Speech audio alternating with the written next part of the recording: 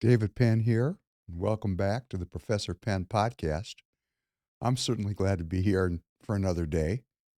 And as we get started, I want to thank Free People Radio and Free People of America for hosting this podcast and working for human well-being, human freedom, and human dignity. I want to thank our sponsor, Target.com. You got to buy tires.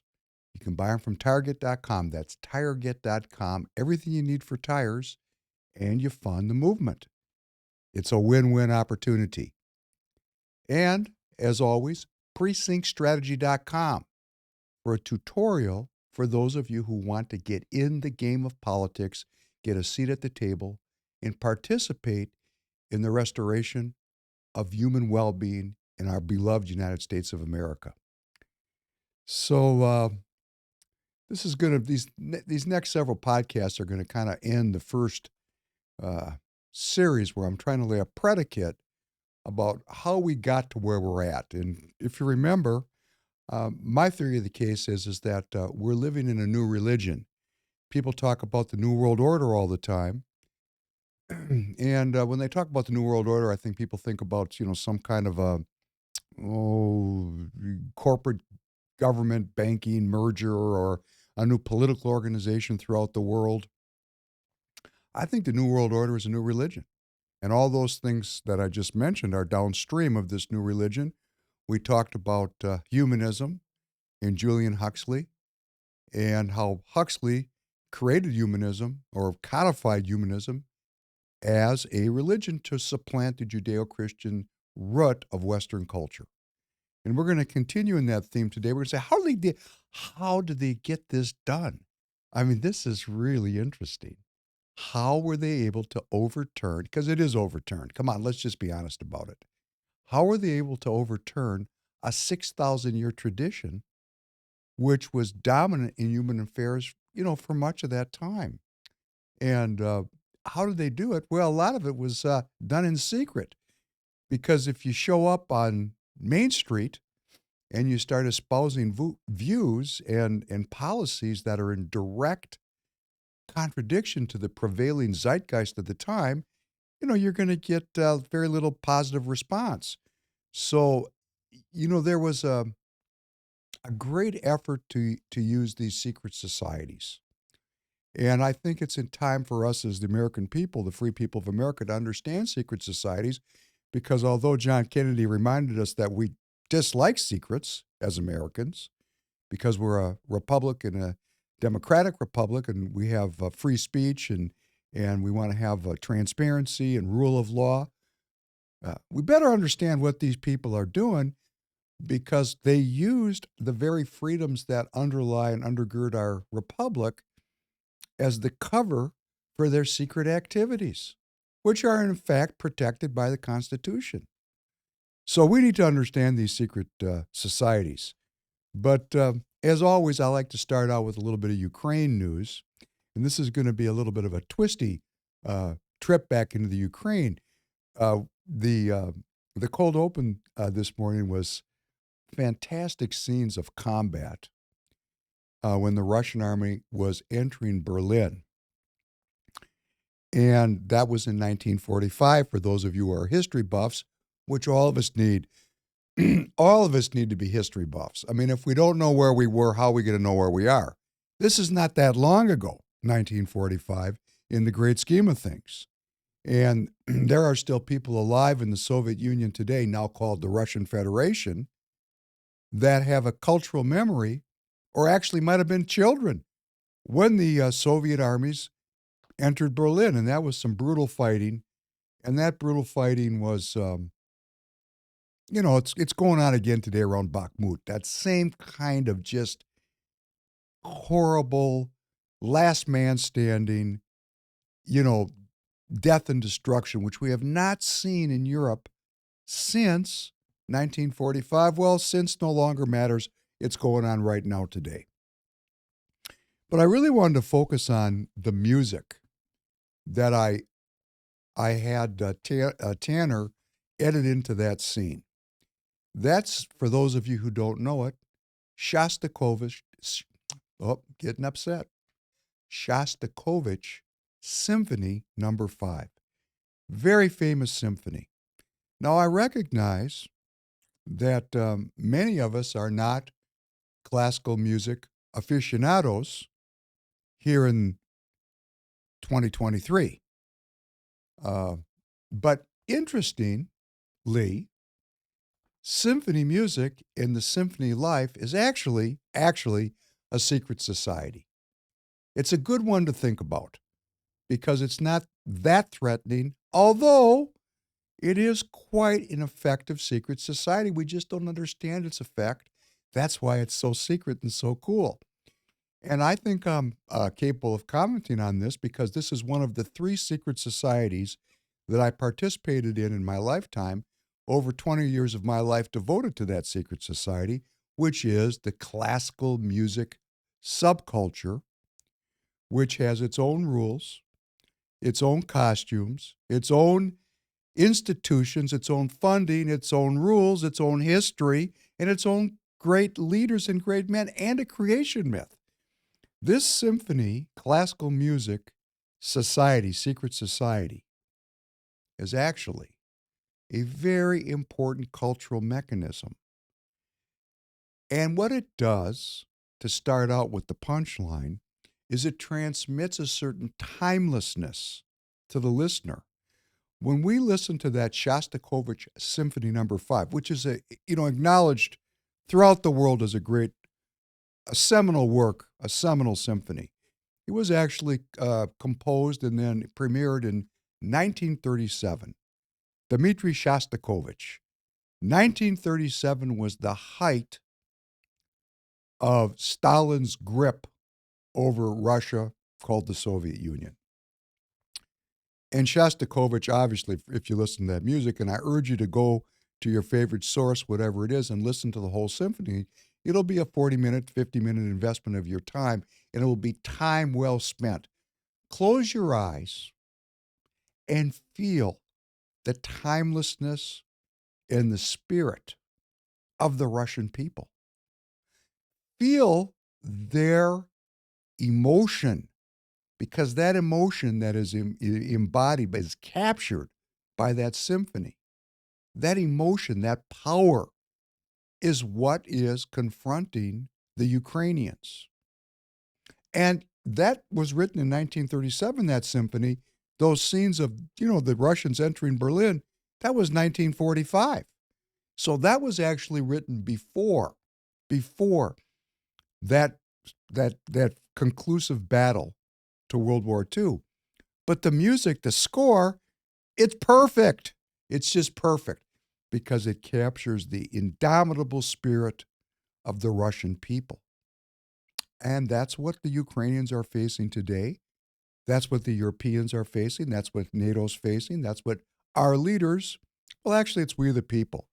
We the people are confronting that spirit. And, that is so interesting to me because just to share a personal anecdote, before I went off on a very different path, shall I say, as a young man, very young, I was a professional violin player. And that's why I know this symphony secret society, this classical music secret society. And what is the cornerstone of every secret society? Daily practice, daily ritual. Anything that is a secret society is secret in that it's altering the behavior, the beliefs, and the well-being of its participants. People join secret societies because they believe in what those secret societies are promoting. And in the symphony world, in the classical music world, what's promoted is a high development of personal skill to play classical instruments in a way that conforms to a set of rules that are part of this secret society or this secret culture. And if you're a professional symphony musician, you know exactly what I'm talking about. I was, I don't know, 8, 9 years old. I started practicing the violin 3 to 5 hours a day. Every day. There's no days off. Every day. Because really, it's a physical activity no different than playing basketball. You're actually bringing forth a vision in your head. And this is what makes it so secret. You hear in your mind's eye or your mind's ear, you hear a song, a melody, an emotion, and you train your body to transmit that emotion to other people, mediated either by the human voice or an instrument that humanity developed over time. And these instruments, like the violins, some of them are worth, if you don't know this, some of them are worth millions and millions of dollars because the sounds that they emit are so refined and so beautiful that they're highly prized. They're pieces of art. So you have art here. There's art and creativity and rules and history. But the most important thing is when you listen to that Symphony Number 5 by Shostakovich, you're actually receiving cultural information about the Russian people. And the Russian school of classical music dominates and dominated the classical music world to this day and going back for hundreds of years, particularly in terms of violin playing.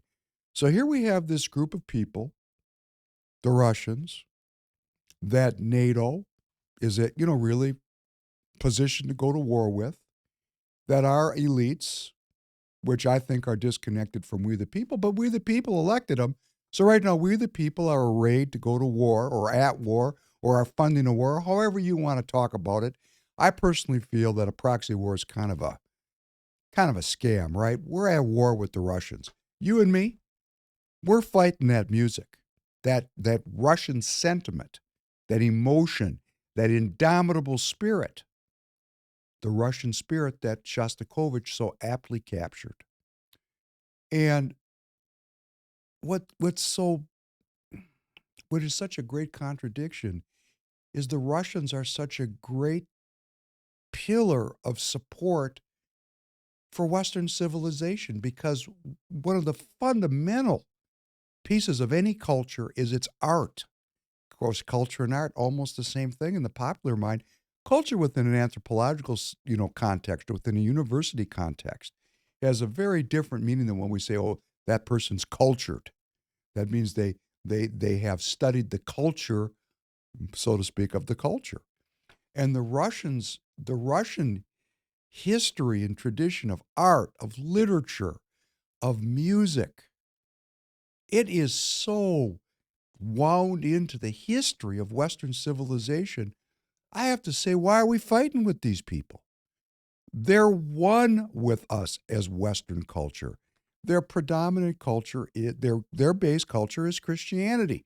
Now, they took a detour into Marxism, which we've talked about why that was, which was the unholy alliance of the crown, or as they said in Russia, the czars. And remember that last czar, Nicky, he was the first cousin of the King of England. So this was a kind of a very political thing we had going on here. And the czars were a divinely ordained family that were in league with the church, and they had all the resources. There's that pyramid. They're up at the top of the pyramid, and all the money was flowing uphill. And as I like, I'm going to give myself one swear per podcast. The money was flowing uphill to the czars, and the shit was flowing downhill. And the Russian people were very poor. In fact, they were called peasants. Peasants. It was an agrarian society, and life was not good there because there was not a broad-based distribution of wealth and opportunity. And that is uh, the dichotomy, the way that Marx and the Marxists and the Bolsheviks were able to sneak in there and take advantage of the depravity of that organization of politics and subvert that culture. And it's, the Russian people have been on 100-year effort to regain their footing. And They have in large, there's a lot of debate about this. There's a lot of people that say, well, the Russians are scamming us. They're still communists. And there's certainly there is some element of truth to that. But there's been a huge resurgence of Christianity in Russia. And I think that we need to understand that the Russian people and the Russian history and the Russian culture was aligned with the West up until the Bolshevik Revolution, when Tsar Nicky was killed by the Bolsheviks, and that was the first cousin of the King of England. And at that moment, 1917, since that time, well, we've had a lot of conflict with the Russians. Maybe it's personal. Sometimes we get into these conflicts, and it's actually personal.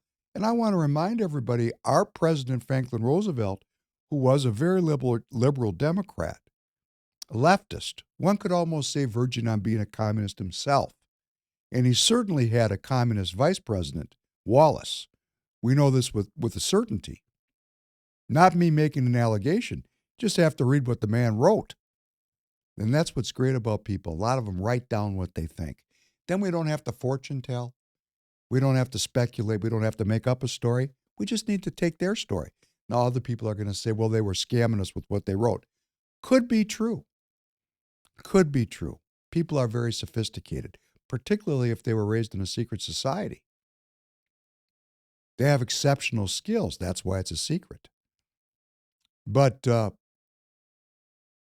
we know he was a leftist of the highest order because of what he said and what he wrote and what he believed in and what he worked for.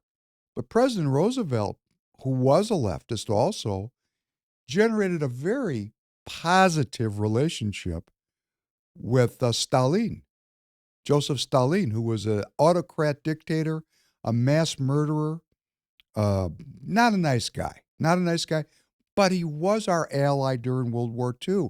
In other words, President Roosevelt, seeing the importance of an alliance against the Nazis, made a great relationship, and they called him Uncle Joe. Uncle Joe.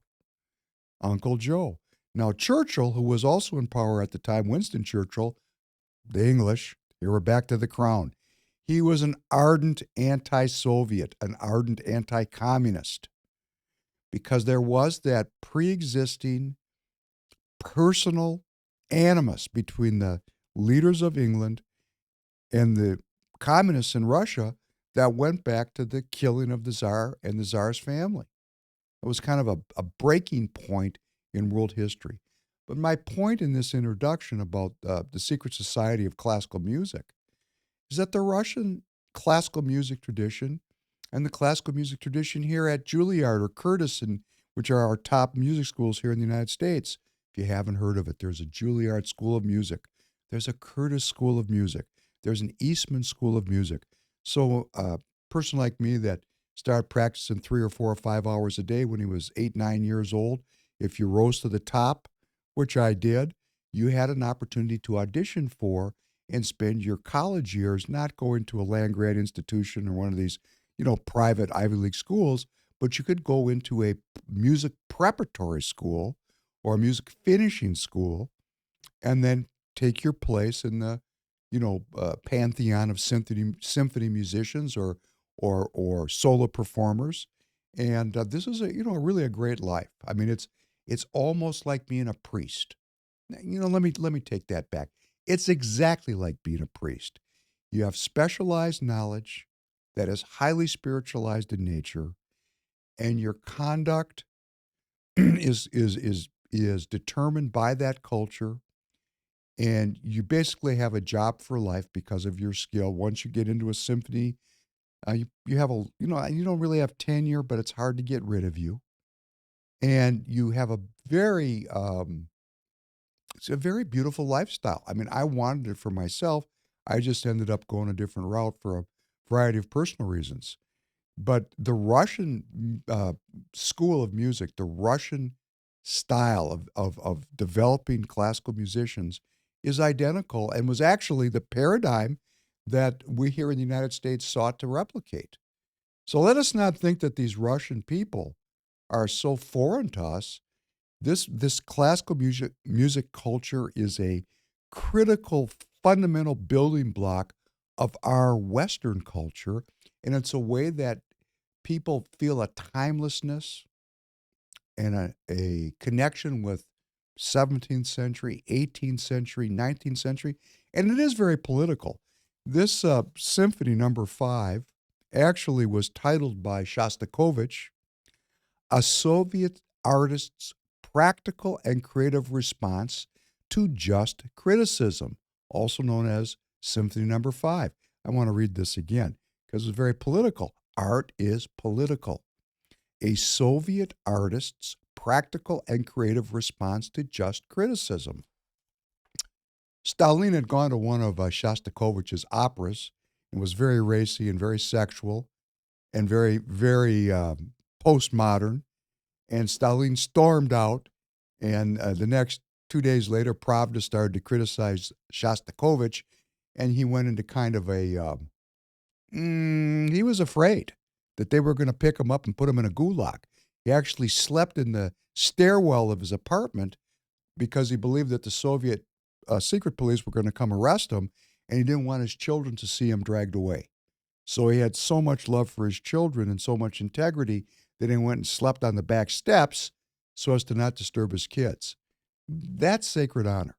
That's a very honorable, principled man. But of course, he was a classically trained artist. And there is a lot of principle that is invested in the people that become symphony musicians and solo artists and composers.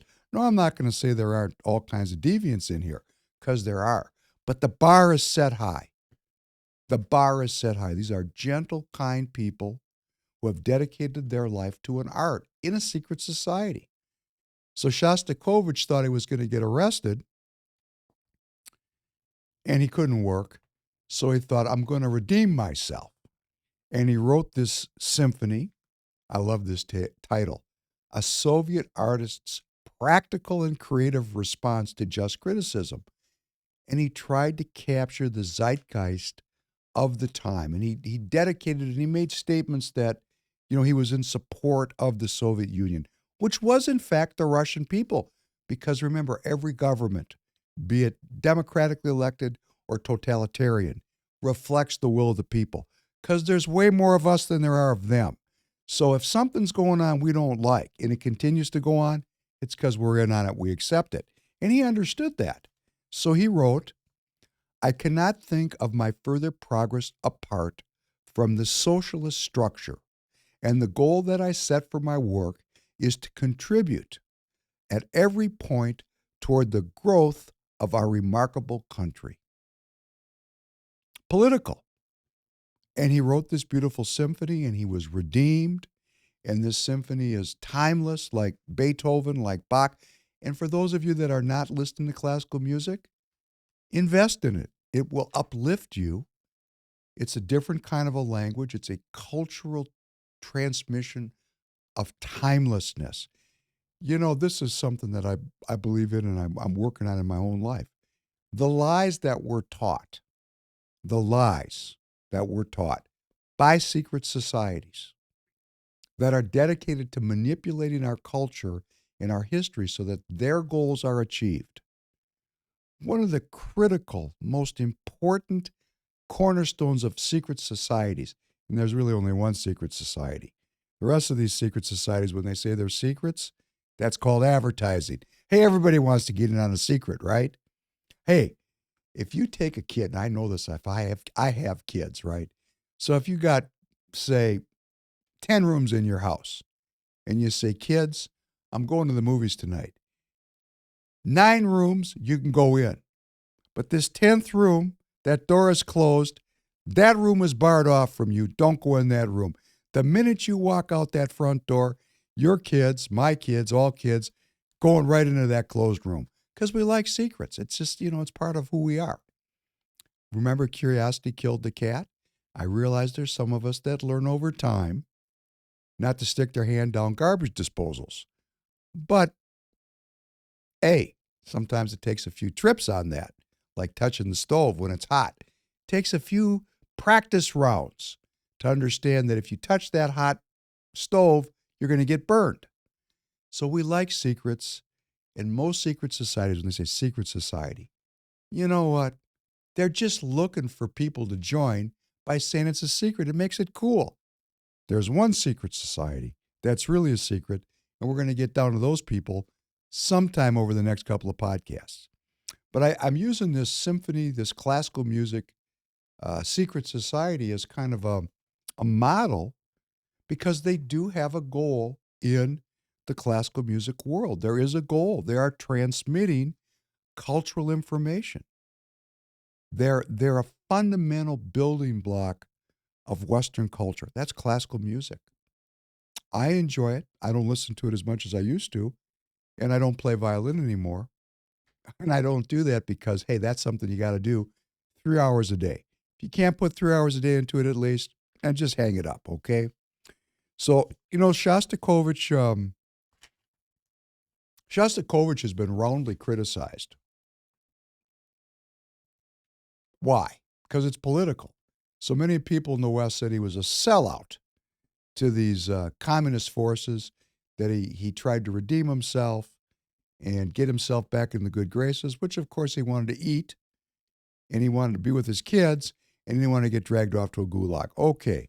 But I look at it a little bit differently. I read so many reviews of his work that were being written now in in this period, modern period, because his music keeps getting recycled, right? They keep playing it. Minneapolis Symphony Minnesota Orchestra plays it. The Berlin Philharmonic plays it. The New York Philharmonic plays it. There's these great symphonies, and his work is constantly refreshed and played. In fact, this Symphony Number 5, I remember it by heart. I can probably play most of it. If I could still have the physical skills, I can remember it in my mind. Remember, what does a secret society do? You take something in your mind that you see that other people don't see, and you train in a mechanism of making it reality. Oh, there's the secret. There's nothing more to it than that. It's called the act of creativity. That's the big secret, okay? How do you create something? So, all these people are critical of Shostakovich because it suits the current narrative about the Russians. Russians bad. United States good, right? Okay. So let's criticize Shostakovich for knuckling under to the pressure of the Soviet. Well, first of all these people, let's see how they're going to do if they're sleeping in a stairwell thinking about getting arrested and dragged away. It takes a little bit of bravery to even get up in the morning. But I look at it totally different because I'm trained in these creative arts, right? 3 times. 3 different secret societies. And he really never knuckled under.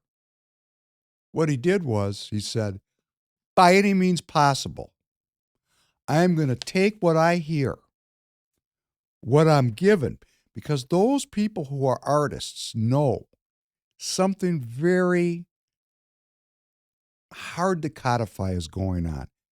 How is it that you can hear something that complex in your head and get it on paper and then have a cultural mechanism of 100 musicians that are skilled enough to play what it is you've put together for them, and it has a cultural meaning and a significance capturing the zeitgeist of the times? This is very, very big, okay? This is big. This is not something you get up in the morning and say, oh, I'm going to write a symphony. I'd like you to get up tomorrow morning. First thing in your mind is, I'm going to write a symphony. Never played a musical instrument. Don't know anything about symphonies. What I'm trying to say is, you have to practice this for decades to be a player. That's the hallmark of a secret society. Are you devoting yourself to the mechanisms that are in that secret society to develop those skills of bringing forth creativity? That's what it really is. That's what it is. Changing the nature of our world through practice.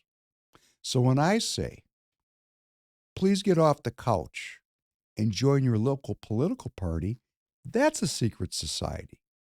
You got to work on it every day. Now, if you want to sit at home and complain, That's okay, but it's not very productive. The productivity comes from doing the work, the everyday work, practicing and developing the skills to take your ideas and make them real. Take your ideas and make them real. Who in our society has the will to do that? And that's what's so interesting about Shostakovich's Fifth Symphony, that I put with that will to conquer the Nazis. They conquered them. This was total war. There was no negotiation. They beat them man to man in the street and defeated them. And we've had decades of relative freedom from the Darwinism, which is Nazism. And who defeated these people? The Soviets. Fundamentally a Christian culture with deep ties to the best elements of art, literature, sport. Sports is a big part of this. Music, visual arts, ballet. These people are really one with us in Western culture. And Shostakovich redeemed himself with the Soviet Union. But what I think he was doing as a person that's trained, I think he had a giant FU to these people. And what it was, I'm going to make this reality by any means necessary. And my overwhelming capability and capacity to produce infinitely relevant art, infinitely into the past, infinitely into the future. Shostakovich, if there is a world, will be spoken of 500 years from now. Stalin might be forgotten. Shostakovich will not, because his work will be preserved within this secret society. Oh, now we got another little element of the secret society. It preserves creativity and transmits it to future generations. Oh, that's called endurance. He said, by any means necessary, I'm going to bring forth my creativity, because he knew there was something that we really can't we don't really know how that happens. Now, I'm being a little tricky about this. I know exactly how it happens, but I don't want to take a position on it because I want to keep you listening. There is a science to this, but the science is codifying something that is not really in the realm of science. Like I say, we're trying to get the truth. We don't get the truth, but we get as close up to it as we can.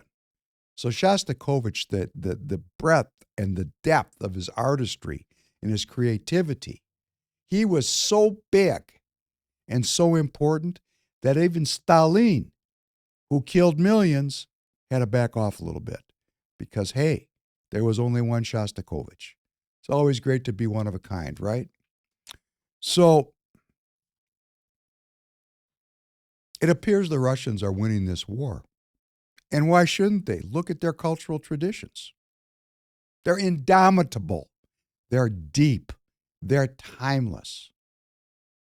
They're infinite. They're attached to the infinite.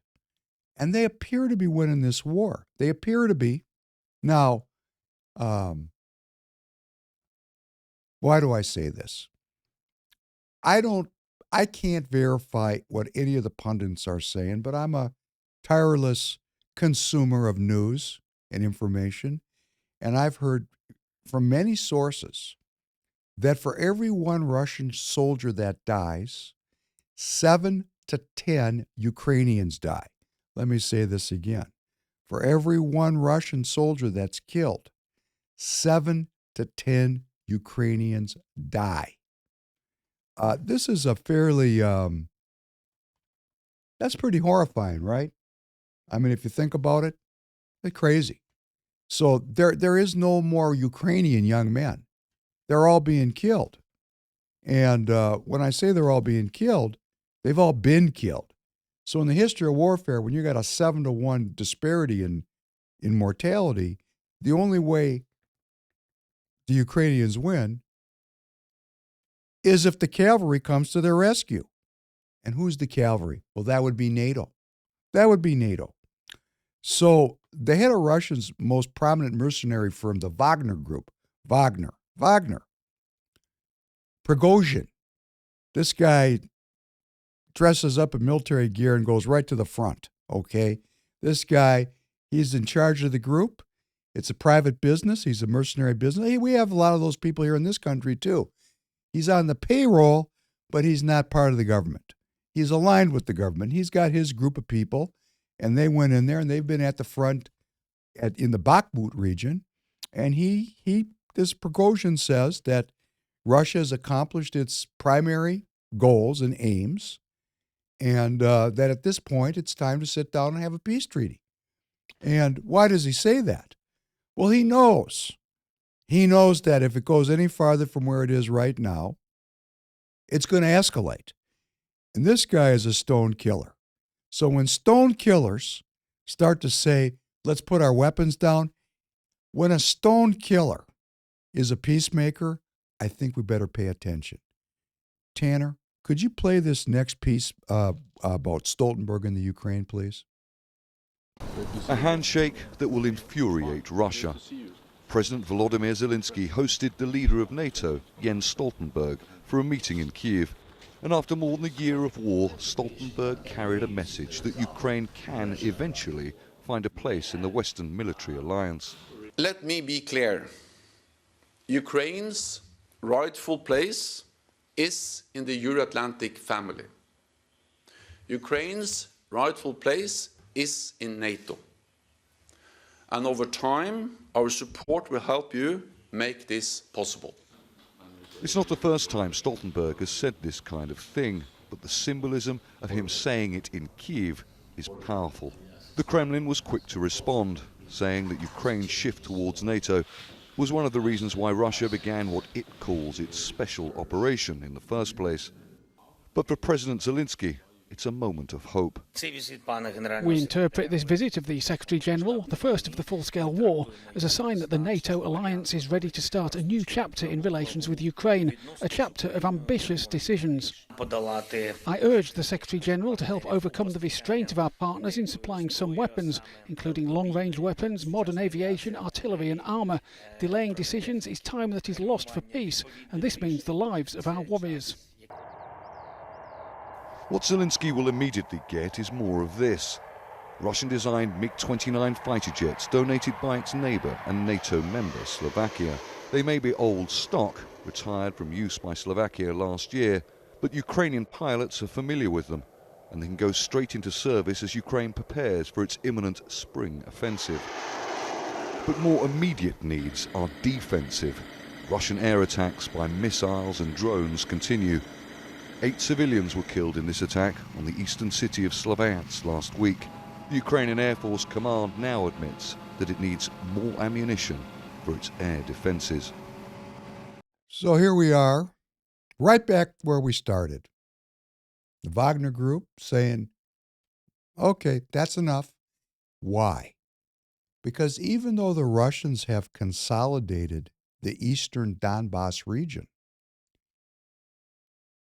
and the special operation was started because of the increasing likelihood of Ukraine joining NATO, which puts NATO right up on the Russian border. And now Finland has joined. I mean, the NATO's not backing off here, right? So where are we going to head with this? If the Russians, which they seem to have about 1 million troops massed in that region, and they're confronting really the Ukrainian army's shot. We learned in the leaked documents which came out from the young airmen, if they're true or false, we don't know. But what was leaked was the Ukrainian air defenses are almost completely degraded. And without air defense, hey, you don't want to be on the ground without air defense in modern warfare. I mean, this has been doctrine since World War II. You have to coordinate your air defense with your ground forces, or your ground forces are, hamburger. So the likelihood of a Russian breakout, and there seems to be 20,000 Poles. The rumor is there's 20,000 Polish, the cavalry, the Poles. They're jumping right in there. And there's 20,000 Polish fighters in the Ukraine. Hey, what's going on here? This is becoming a general war. So even the Wagner Group, Prigozhin, but what you would have to say is a crime boss, right? He's in charge of a giant mercenary army that functions all over the world. He's saying it's time for peace because he knows if this goes on any further, and if the Russians break out and start rumbling across the Ukraine towards the Polish border, it may bring about, and what Stoltenberg is saying is, Ukraine's part of NATO. They might just say, okay, de facto, you're part of NATO, and now we have a general war in Europe, okay? That's what Prigozhin is afraid of. And conversely, if the NATO forces are able to push the Russians back, the Russians have said, we're not going to suffer a strategic defeat at our border. We'll use nuclear weapons. We're into the no-win zone now. So even the guys that are on the payroll and getting paid to fight are saying, hey, let's have a schnapps, let's have a vodka, let's sit down, cut a deal, and let's get on with life. There's lots of good things to do besides kill each other. And, I'm going to say blessed are the peacemakers. They come from the strangest of places. And we need to watch this. And here's another kind of weird thing. If you watch MSNBC or any of the major networks, they're talking about the Ukrainian spring offensive. Hey, who has an offensive and advertises it? That'd be a scam. Everything you want to do in military, you want to have a little surprise, right? Kind of keep the opponents off guard. Screw them up, right? Subterfuge. Not these people. They're advertising that they're going to have a spring offensive. Come on. Something's not right here. And there is no movement in our United States government that I can perceive to have any kind of rapprochement, any kind of a negotiation, anything that would lead us to a cessation of hostilities and a dampening down of what really is a nuclear escalation. So please, let your elected officials know how you feel about this, because it's only going to be the pressure we place upon. Now, if you think nuclear war is a fun thing, hey, go for it. There's a lot of people out there that want to find out what happens on the other side. You won't like it. Watching people you love die is not fun. Okay? If you've ever been there, you know. It's not fun. It leads to what they call post-traumatic stress disorder. I have it. It's not fun. Can't sleep. Anxious all the time. It's not fun. Let's try to ensue well-being. It makes for a much better life. Meanwhile, back here in Minnesota, where we are unable to muster any semblance of unity, any semblance of sanity, because if we were sane, we'd be sitting down in our political units and saying, do we support this war in the Ukraine? But see, we're not supposed to do that.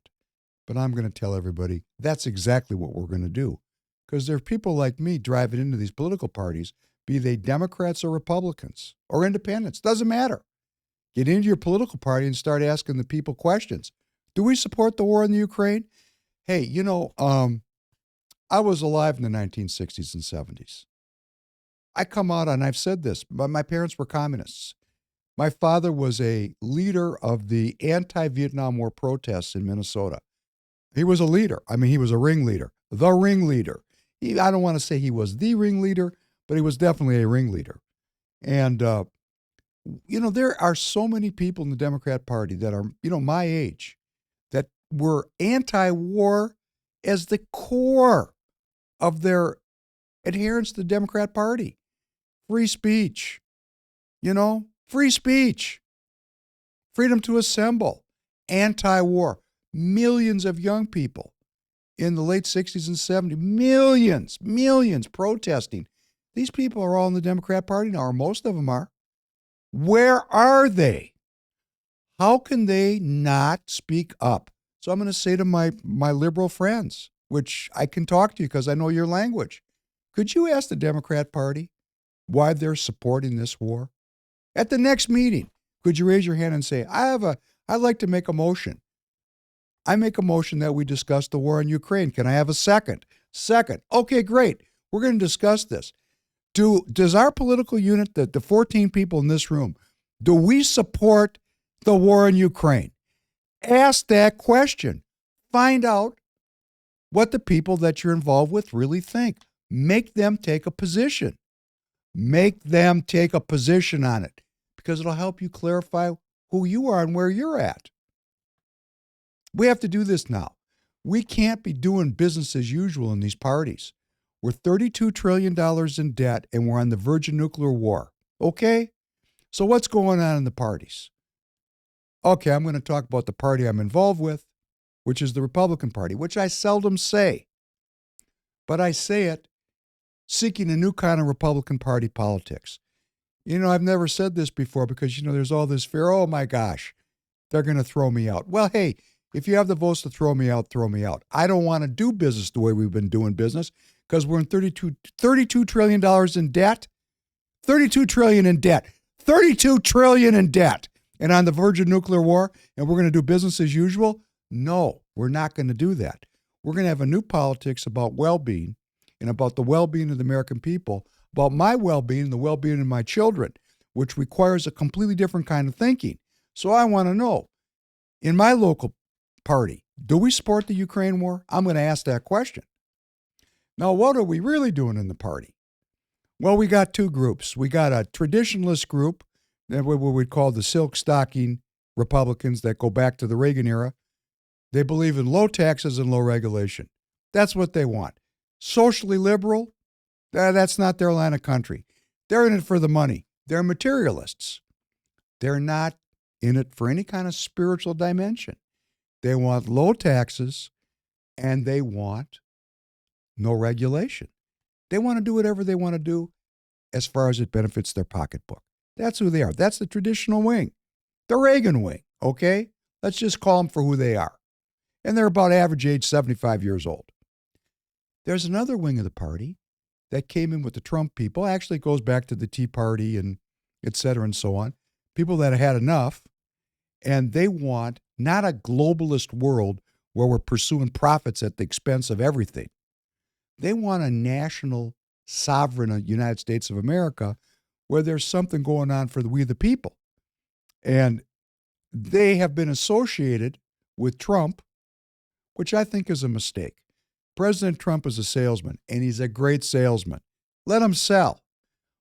But the ideas of having national sovereignty, about moving back from a global governance, which it's too far from the people. Remember, my theory is if you get governance too far from the people, where the people are living, those people that we erect up there, up into the ivory towers, they don't give a shit about the people.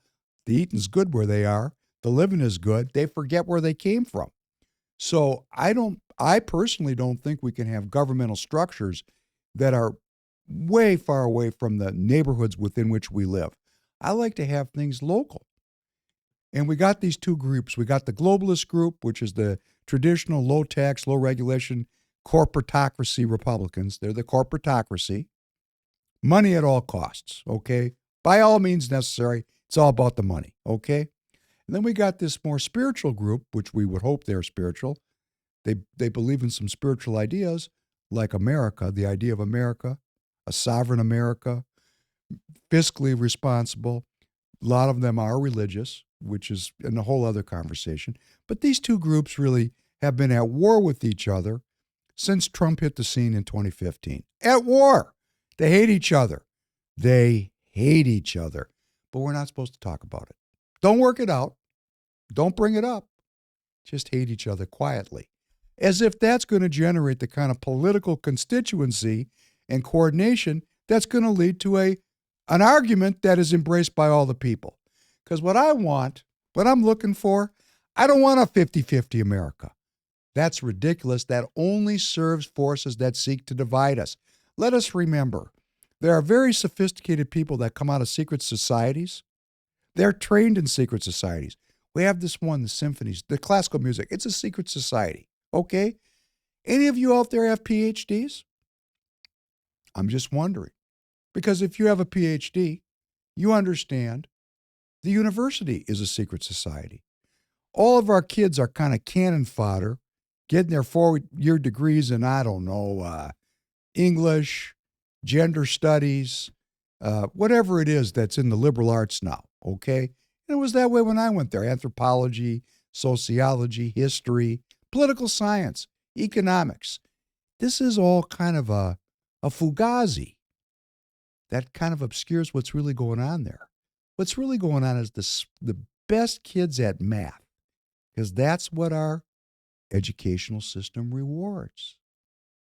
The best kids at math and science, they're hiding in there with all the other millions of students, and they get discovered. You know, they knew they were good at math in seventh grade. I knew I was really good at math in seventh grade, best in my school. I was really good as, you know, I graduated high school a year early. When I graduated a year early in 11th grade, hey, I was the best at math in my school. When I got to the East Coast school I went to, hey, you know, there was a lot of guys that were good at math, and there was a lot of women that were good at math. In fact, not only they were good at it, they liked it. I was good at it, but I didn't like it. I liked to do other things, like, I don't know, athletics. I like, you know, kind of artistic things. These guys and gals, these people like to be in that math world, that science world. It felt good to them, and they got sucked up into the PhD programs. And you get up into a PhD program funded by our government to the tune of $400 billion a year, which is 40% of what's spent on higher education. You enter a secret society.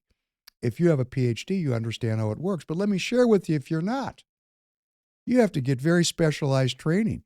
You have to apprentice and serve your time. You got to work, I don't know, round the clock, studying, okay?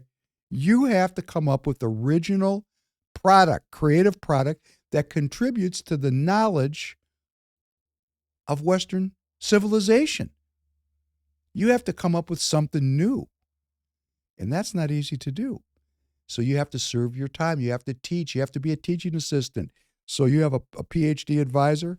He's got to teach because, of course, they got to keep up appearances, right?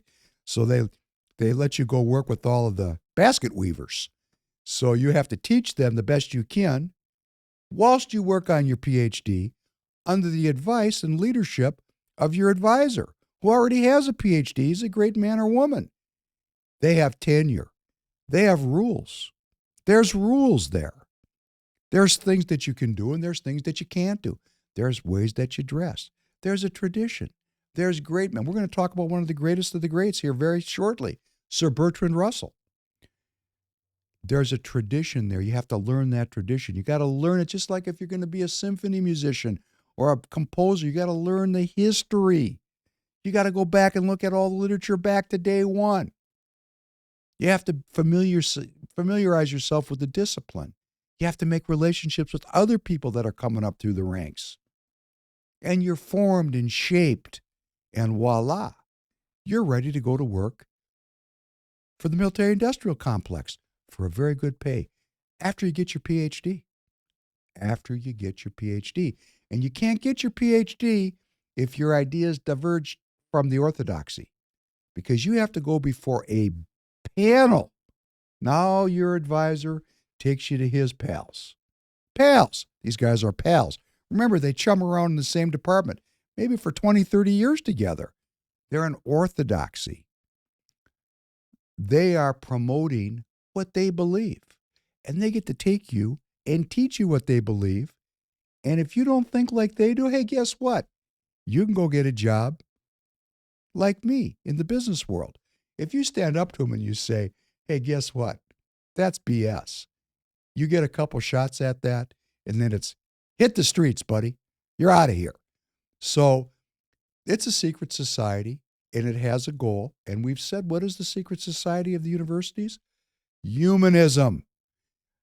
Secular humanism. The scam is it's secular. That's a scam. Actually, the entire university system is about the power of the human intellect to positively shape the evolution of Homo sapiens. That's what the whole project's about. And it's been that way since the 1880s when Darwin came up with the codification of the theory of evolution. And as I've said, he was on the payroll of the crown. And what a great way to justify your business model of slavery and piracy and drugs. If I'm smarter and stronger than you, of course I get to dominate you. That's the theory of evolution, the survival of the fittest. What a great group of guys. And they have complete control of the university system. And we wonder why everything's screwed up. They want it to be screwed up because they're so smart, right? If they wanted to be well-being, we could accomplish it. But their secret society has a completely different goal, which is the overthrow of the 6,000 years of tradition, which we call the Judeo-Christian bedrock of Western civilization. And they've succeeded. And how do they do it? Well, one of the primary ways they do it is they make people hate each other. These people are experts at this. So in the Republican Party now, we have two groups of people, as I was saying. We got this traditionalist group, and we got this nationalist group. I'm not going to call them Trumpers, because this group's going to be out there long after Trump is gone. They hate each other. Hate. Every once in a while, it comes up to the surface, too. Most of the time, they keep it damped down, because this is Minnesota. Hey, Minnesota, nice. We like to get along with each other. Very seldom does somebody actually come out and say, I hate you. But they do it. I get a lot of it. My back has started to look like a pincushion from getting stabbed by these people. Anyhow, I digress. Let me just say, this argument, nationalist, globalist, they've taken it down a notch to obscure it. Now we have a new theory called ballot out, ballot in. The Republican Party is supposed to go out and chase ballots, because that's what the Democrats do. We're supposed to learn from our Democrats. They've changed the laws, and we have to take advantage of those laws if we ever want to get any of our Republican candidates elected. And then on the other hand, we got a group, these are the nationalists, because this group on the ballot chasers, these are, of course, the traditionalists. They want to be like Democrats. And then we got this other group, the nationalist group. They're concerned about the integrity and the rules that surround the elections. Two groups hate each other, have completely different goals and methods and tactics, but they have one thing in common. They're both saying the same thing. The message doesn't matter. And that's really of deep concern to me. And I know I have close friends in both groups, and they're going to hear me say this, and I'm going to get a lot of criticism. But I'm going to say, please, before we start criticizing, let me explain my theory here. It says, judge not lest you be judged. We live our life by the judgments we hold. What we're saying in these elections now is, unless we get this electioneering right, be it through ballot out, ballot in, or by dealing with the election laws and strategies and what's happening in the election machinery, unless we get this sorted out, the message doesn't matter. And I have a different idea. My idea is, let's come up with a completely new message. Let's not have it tied to the parties. And why do I say that? $32 trillion in debt and on the verge of nuclear war. These people have had control since 1963. Look what they've generated for my children, for your children. And if you have some plans to live for a while longer, for you and me. We're totally screwed. Screwed. And we're supposed to be told this is an accident. They want us to believe it. It's an accident. Shit happens. No, this kind of shit doesn't happen. This is very intentional, what's happening here. Now, some of it could have developed, relatively by accident. But somebody from a secret society with great skills of creativity, and we're going to start talking about some of these people, they manipulated the mentally weak, and they created these conditions. So what I'm seeking is a new message, a new politics about human well-being that is so attractive to the American people that both parties resonate with it. And instead of having this 51-49 thing, how about 70-30? I want all the people that are with human well-being on one side of the equation and all the people that want humans to die on the other. And that's really what we're talking about here. I wasn't going to get into this, but let me just say, I found a United Nations website about population. Here it is. You can all go find it. It's just a picture of 8 billion people. And I realized on here that the reason I was interested in it, there was, some sources where it was coming from. Because, of course, the United Nations is a secret society. Any of you in the United Nations? Any of us know how the United Nations work? I don't think so. I don't think we have a clue what's going on there. So this chart that I'm talking about was put out by the United Nations Population Division. And I went to their website and I read it very carefully. And it's very, very reasonable. Very, very vanilla. Very vanilla. I'm going to read it. The division was established in 1946 to serve as the Secretariat of the Population Commission.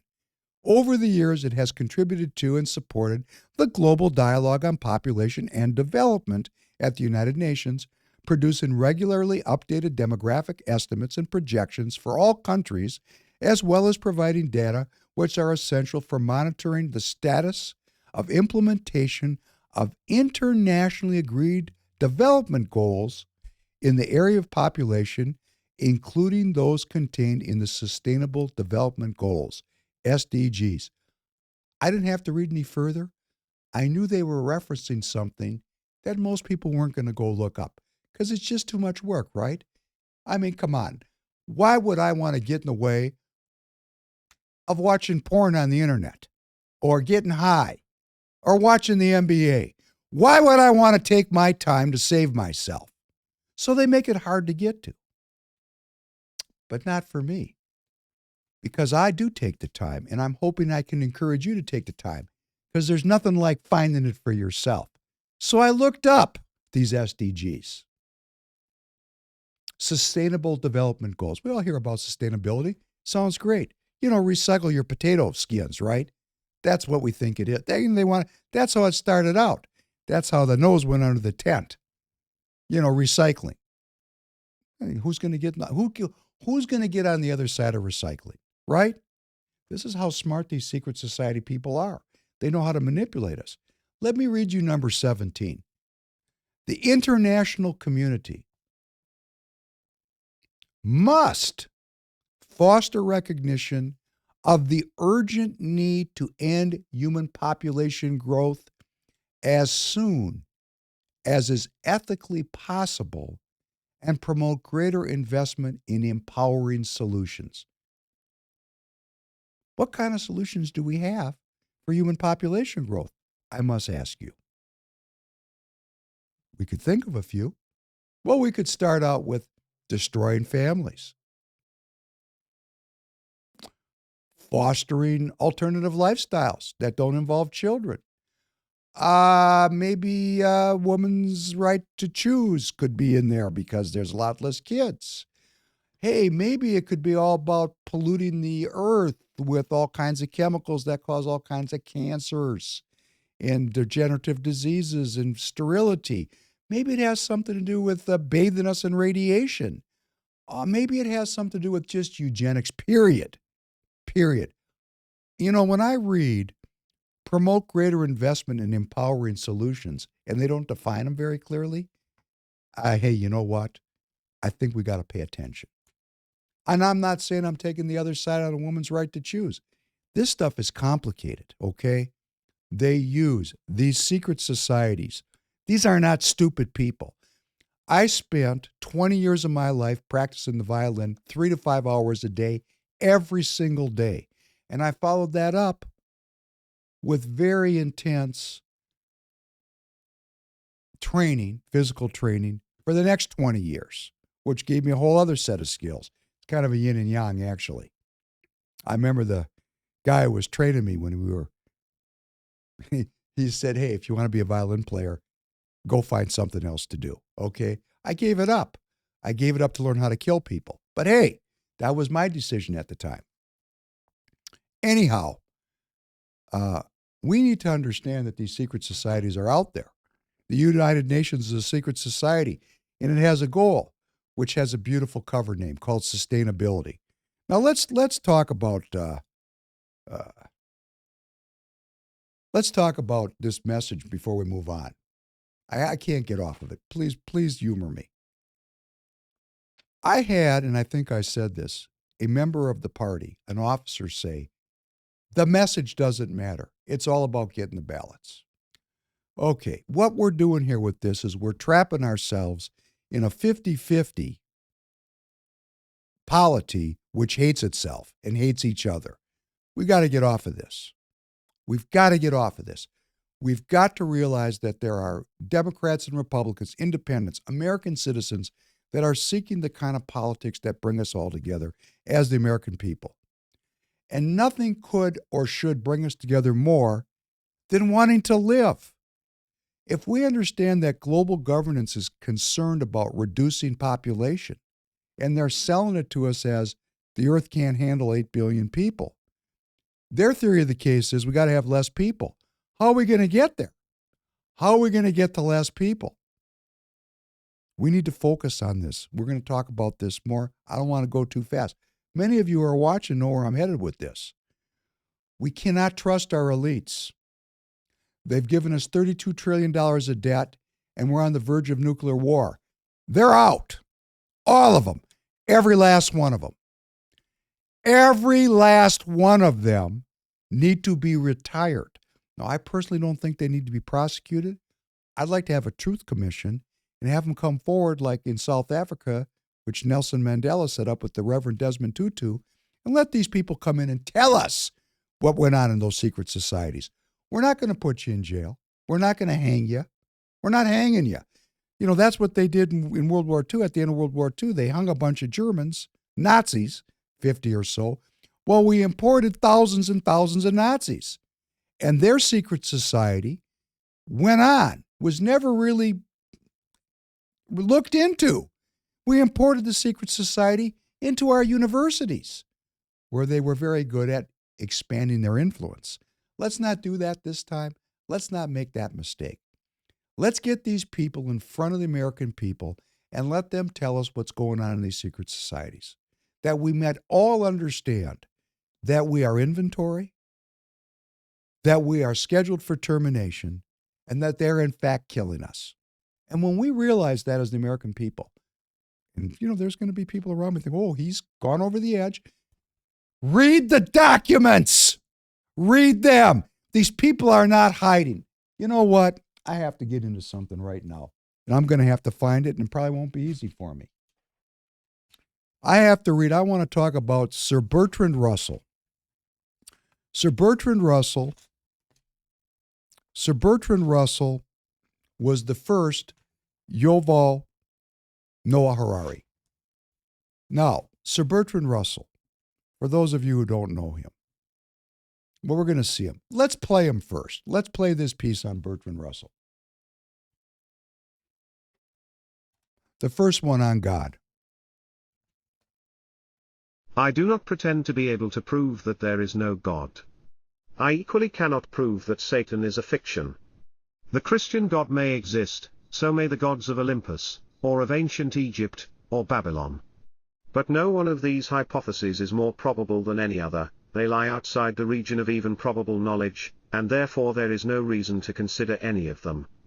And if there were a God, I think it very unlikely that he would have such an uneasy vanity as to be offended by those who doubt his existence. We are told that sin consists in acting contrary to God's commands, but we are also told that God is omnipotent. If he is, nothing contrary to his will can occur, therefore when the sinner disobeys his commands, he must have intended this to happen. Religion is a set of beliefs held as dogmas, dominating the conduct of life, going beyond or contrary to evidence, and inculcated by methods that are emotional or authoritarian, not intellectual. Okay, for those of you that don't know, this is classic Satanism. This Bertrand Russell is one of the most influential figures of the 20th century. I'm going to read one more thing that he wrote so we can get this guy in a context. This is Sir Bertrand Russell on the payroll of the Crown at Cambridge. This is a quote. Gradually, now let me tell you something. This guy, which I'm going to let me tell you beforehand, this guy influenced all the post-colonialist period scholars. All of them looked up to this guy like he was a god. This guy was the leading British intellectual of the 20s, 30s, 40s, and 50s. He died in 1960s. So all of the post-World War II GI Bill graduates of our academic institutions were steeped in this guy's philosophy. He was renowned as a logician. He wrote a book I think was called Principia Mathematica, which was a phenomenal logics book and made him famous, rock star in this secret society called the Academic. Rock star. And this guy was a raging Satanist who was in a secret society, and that's what we're going to talk about. And I want to tell you how secret it was. It wasn't that secret. He wrote the shit down. Excuse me for swearing, but I get so angry about this because we've allowed this kind of anti-human, anti-well-being philosophy to permeate our institutions, our academic institutions. There goes my voice. I'm getting so mad. I'm going to work on this with you. I want to keep a mellifluous voice at all times. This guy was the first Yuval Noah Harari. Number one, he was the first spokesman of the New World Order. And here's something he wrote. Fantastic, right? Don't have to make it up. He wrote it down. Quote, gradually, by selective breeding, the congenital difference between rulers and the ruled will increase until they become almost different species. A revolt of the plebes would become as unthinkable as an organized insurrection of sheep against the practice of eating mutton. Go look this up. You need to think about this one. This is who's leading the charge, okay? And we're going to look at him a little bit more in the next 15 minutes. This guy is revered in the intellectual tradition by selective breeding. Right when you read selective breeding, you got a Darwinist and you got a eugenicist, okay? This is eugenics. And wherever there's selective breeding, there's genocide. They go together like hand in glove. A revolt of the people, when he says plebes, he means, people like you and me, would become as unthinkable as an organized insurrection of sheep against the sheep being slaughtered. That's what he's saying. They're trying to set up such a huge difference through selective breeding, which means positive eugenics, which means humanism, which means the intellect of the human mind applied to the process of evolution. You got to remove God from this equation, right? That's what the origin of species was. It was a new creation myth. It removed the Bible. Now it was all about man's intellect. And with this guy, this hugely important figure, which probably most of you never heard his name, died in 1960. Why do I know him? He was hugely influential in my family because my father was an academic that, did his study right after 1945. And you couldn't exist without Alfred North Whitehead, who was Bertrand Russell's teacher. You couldn't study. I mean, this is the underpinnings of what your children are learning at university. You're paying for this. I'm paying for it. I should, when I say you, I mean me, okay? I have kids in university right now. I'm paying for them to learn this. I'm angry about it. And I hope my daughter watches this and comes home. But, she's a Darwinist. So, she doesn't even know she's a Darwinist. She doesn't even know what they're teaching her because the people that are teaching her are the TAs trying to get into that secret society, and they're brainwashing her, and she doesn't know it. She probably thinks I'm brainwashed, because I believe in God. I must be stupid. Anyhow, this Russell, Bertrand Russell, in the few minutes I have left today with you, and then we're going to go on, because, I'm going to talk about his secret society and what it generated. And when I say again, these secret societies, they're not really secrets. There's one secret society. The rest of them are just looking for action, right? Hey, I'm secret. Give me your money. Come on, give me your children. Come on. Send them on over. Russell was born in 1872. This guy goes back a way, right? Oh, I'm wrong. He died in 1970. Even better, lived through the 60s. Please let me correct myself. He had a huge influence on a whole, like all these British academics of that era, mathematics, logic, set theory, linguistics, artificial intelligence. You didn't know it went back that far, did you? Into the 50s and 60s. They've been working on this for a long time. All funding of our universities going back 100+ years has been to set up the artificial intelligence and biotechnology necessary to evolve humanity such that Homo sapiens is extinct. I'm not making it up. These people write it down. It's all over the YouTube. Go learn what these people are up to, because we might be able to come up with a political messaging that maybe 80% of the American people might be down with, which is called We Want to Live. We are the well-being party. We are the people that want to survive. We don't want to be evolved. We don't want to be clipped out. Because when they say evolve Homo sapiens, it sounds great, right? Until you realize you're a Homo sapien and you're going to be irrelevant. These are the Nazis. Okay, we're going to have to talk, I guess, about that secret society between the British and the Germans, too. That would be called the academic institutions. He was one of the early 20th century's most prominent logicians and a founder of the analytic philosophy. Okay, this guy was big time. And then, he decided to get involved in a little group, interestingly called the Apostles, a secret society at Cambridge University. The Apostles. You know, like the Apostles of Christ.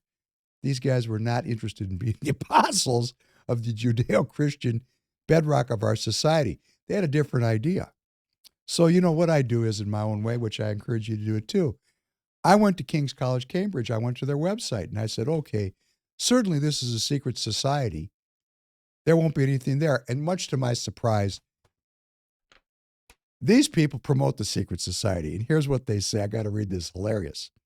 This is on Cambridge University's, the King's College. It's on their website. You can go look it up. This month, we take a look at one of Cambridge's best unkept secrets, the Apostles. The Apostles is a secret society of Cambridge University. The members meet to discuss and debate such topics as truth, God, and ethics. The group, also known as the Cambridge Conversation Society, was founded in 1820 by George Tomlinson. Tomlinson went on to become the first bishop of Gibraltar. That would be the Anglican bishop, which you have to ask yourself, and you know what, let me just go out on a limb. Anglicans, you know, they're Darwinists, okay? They have a completely different view of this thing and of religion. I actually sent my children to a religious school thinking it was religious, and when I got in there, I found out it was Anglican. Well, surprise, surprise. They taught my kids that religion is a scam, and I paid for it. I actually paid for this. This is how stupid I am. Let me be self-revelatory about how I feel about this. One did not simply join the Apostles, and in the early days, election had to be unanimous. A potential candidate did not know no she's at that time, he was proposed until he was accepted. So these people went out and cultivated relationships with that group of cannon fodder, the Apostles. They went through the cannon fodder and said, oh, that one's very smart. That one we want to suck up into the educational system of the crowd. And Bertrand Russell became a member of the Apostles. Isn't that interesting? Well, there was other people there. Oh, active members of were known as the Apostles, and former members, such as graduates or fellows, are referred to as angels. Well, these people were not angels, and they were not apostles. They were hardcore Darwinists, willing to use any political philosophy at their disposal to achieve their aim of eugenics. That's who they are. That's who they were. And let's drag them before the Truth Commission so we don't have to deal with them in the future. Please, if you're an apostle, come before the American people and tell us what you talked about at the Apostles and what you did in government with that knowledge.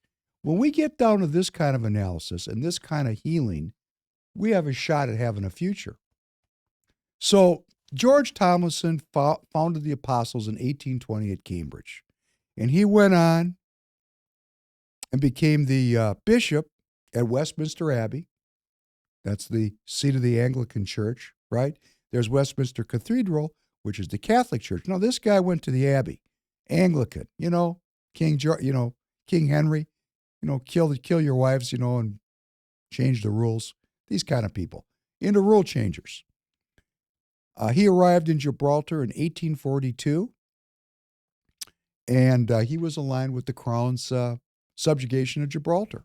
You know, piracy, drugs, and slavery. He was in on it. Well, there's a lot of other interesting apostles. Here's a name you might like to know. You might know him.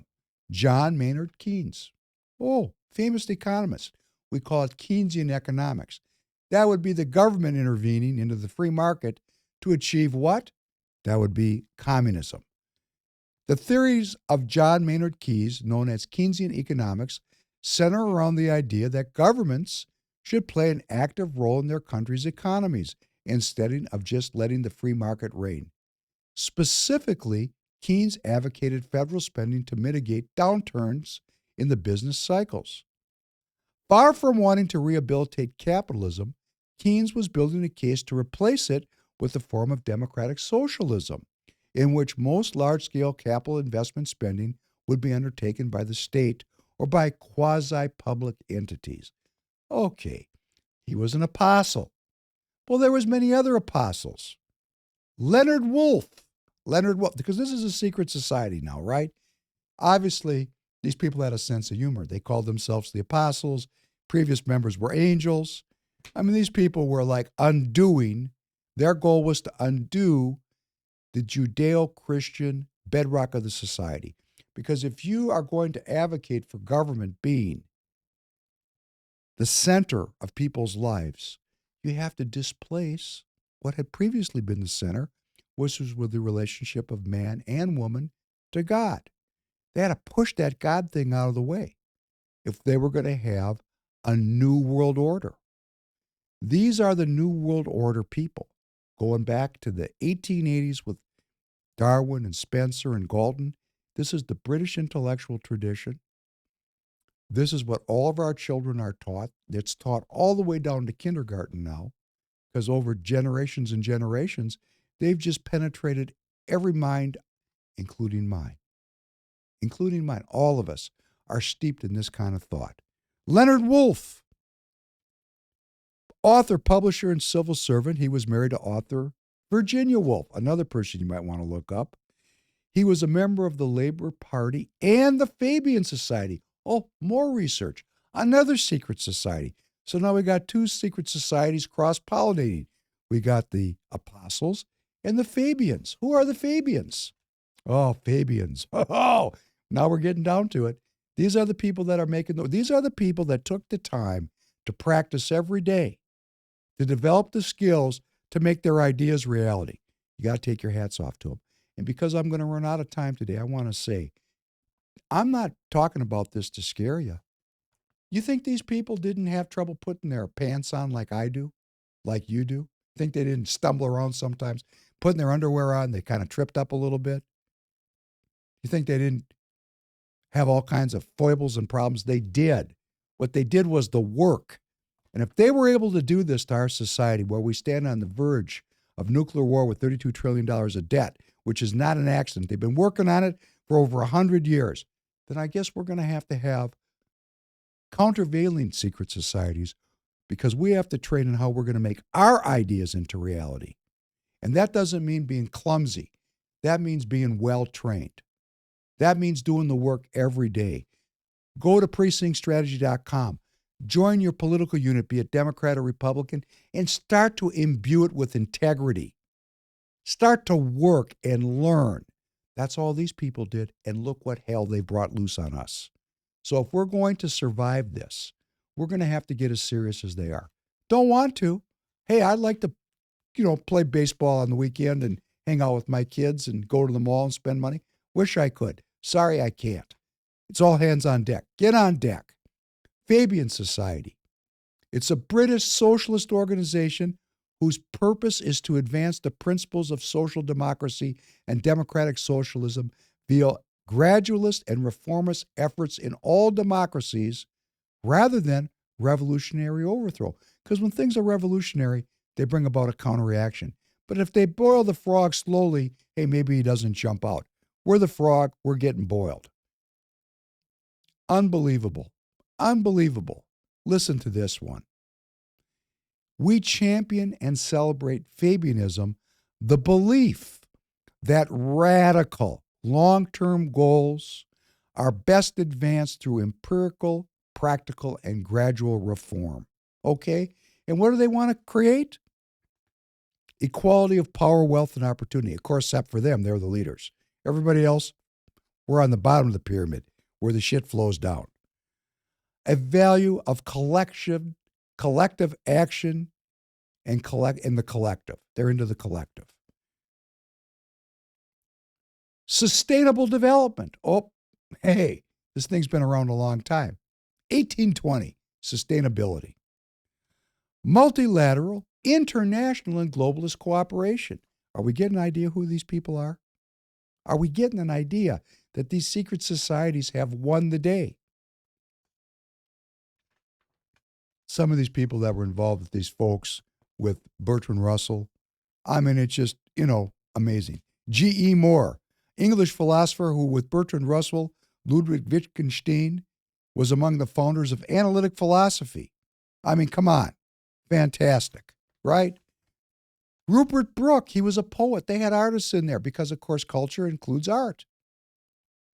There's the Bloomsbury Group, another secret society. What is this group? It's a bunch of neighbors that got together on Saturday morning and had tea and talked about it. I got a Saturday group. Maybe I should turn it into a secret society. Many of you are watching me. Hey, you want to go secret? We'll probably have 500 people in a month. Because if it's a secret, everybody wants to get in on it. Everybody likes secrets. It really was not any secret. They just lived in the same neighborhood. Bloomsbury. So they called themselves a group, made themselves secret, and here they are. We're talking about it 100 years later. All right?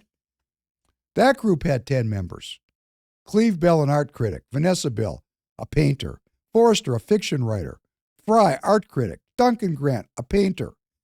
John Maynard Keyes, an economist. He must have been a libertarian, right? Goes on and on. It's the mixture of art and politics, like Shostakovich. These people are onto something. I think we need to be onto something. Here's some notable apostles. The Cambridge Five, Guy Burgess, Anthony Blunt, and John Cairncross. Who are these people? They were all arrested as Soviet spies. They were so into using by any means necessary, they actually spied for the Soviet Union. They went to jail for it. Are we getting the idea that these people in the Apostles and the Bloomsbury Group and the Fabian Society, these people are Darwinists, using any means necessary to overthrow the traditional so that they can put in a Darwinist, secular humanist religion to dominate the world such that they can evolve Homo sapiens and satisfy their desire to alleviate human suffering. And as we said, in religious tradition, human suffering is alleviated through faith. And in this tradition, this Darwinist tradition, it's alleviated through what? Through eugenics. Positive eugenics, which is AI and robotics and biotechnology, and negative eugenics, genocide. So if you ask me for my opinion, in closing, my opinion is I am not going to get caught up in polarizing arguments that divide the people the way the Shias and the Sunnis were divided by the crown so they could get all the oil out of the Middle East on pennies on the dollar. I'm not going to play that game. You guys can all go piss off, okay? Go hate yourselves. I want a politics for all the people that want to live. All the people that are going to understand that we're living in a eugenics culture that has a positive nature, which is about human intellect evolving the species past Homo sapiens. And then its little quiet footnote is, hey, when we've evolved, we don't need you Homo sapiens. We're going to kill you. That's what we're really dealing with here. Let's cut through the fog. Don't take my word for it. These people are not hiding. All you have to do is take the time to read what they write. Remember what Bertrand Russell said? That there's going to be such a difference between ruler and ruled that there's no possibility of overcoming this. That's their goal, to evolve the rulers through positive eugenics so that they're so powerful that we at the bottom of the pyramid are sheep. And what do you do with sheep? You shear them, and then you eat them. Okay? That's what we're dealing with. So I believe that we the people, we the free people of the United States of America can come up with a political platform which is so inclusive and is so focused on human well-being and the survival of Homo sapiens that 80% of the people are going to vote for this platform, not for candidates. Candidates are salesmen, but for the idea of humanity, for the idea of the survival of Homo sapiens, for the survival of a spiritual life, for my survival and for your survival. And on that note, I look forward to talking to you again. We're going to get into the one real secret society and how that thing is operating. And I want to thank you for your time, and I want to wish you a well and happy day. Thank you very much.